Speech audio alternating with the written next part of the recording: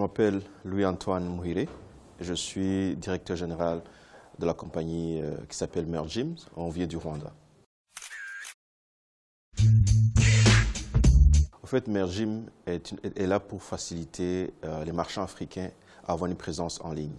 Parce que le problème qu'on s'est rendu compte, c'est que aujourd'hui, seulement moins de 1% des activités économiques en Afrique sont en ligne.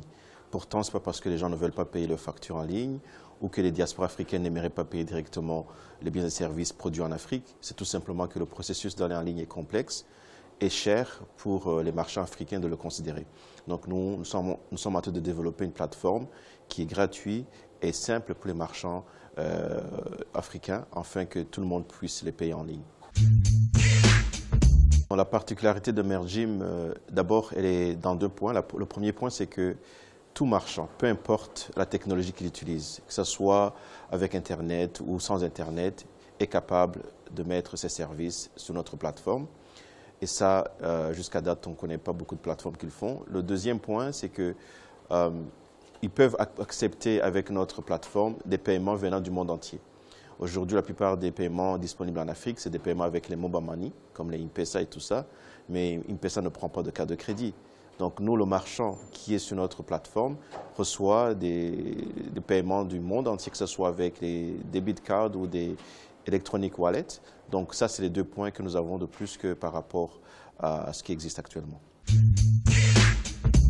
Ça fait 1 an et demi que Mergim existe et le 1 an et demi nous a servi de peaufiner notre technologie avec 3 compagnies je dirais, de classes différentes, soit les télécoms, les compagnies publiques d'électricité et les écoles.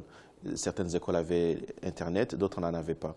Et pendant ce 1 an et demi, nous avons appris beaucoup comment venir avec un modèle qui pourrait justement favoriser n'importe quel marchand de venir en ligne. Et aujourd'hui, nous nous apprêtons à lancer la plateforme ouverte à tout le monde. Les défis auxquels nous sommes confrontés actuellement, premièrement, c'est trouver des sources de financement pour une start-up en technologie en Afrique. Ce n'est pas évident. Ce qu'on appelle le cheap capital en anglais, c'est-à-dire vous allez trouver quelqu'un qui va vous donner 50 000 $, mais il veut acheter toute la compagnie.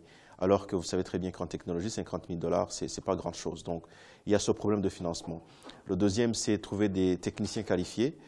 Aujourd'hui, on a des écoles techniques dans la programmation et design des sites web, mais la qualité n'y est pas encore. Et vous savez très bien qu'en technologie, peu importe l'endroit où vous vous trouvez, vous compétitionnez tout de suite avec les meilleurs dans le monde. Et enfin aussi, il y a une question de régulation.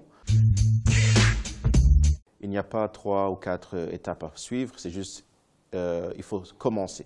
Quand vous commencez avec une idée dans votre tête, vous allez trouver de l'aide inattendue, des gens qui vont vous donner des conseils, que ce soit aussi pour l'argent.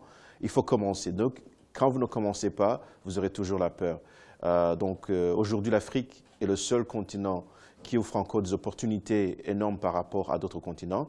Et je pense que chaque jeune Africain devrait au moins essayer dans sa vie de devenir un entrepreneur.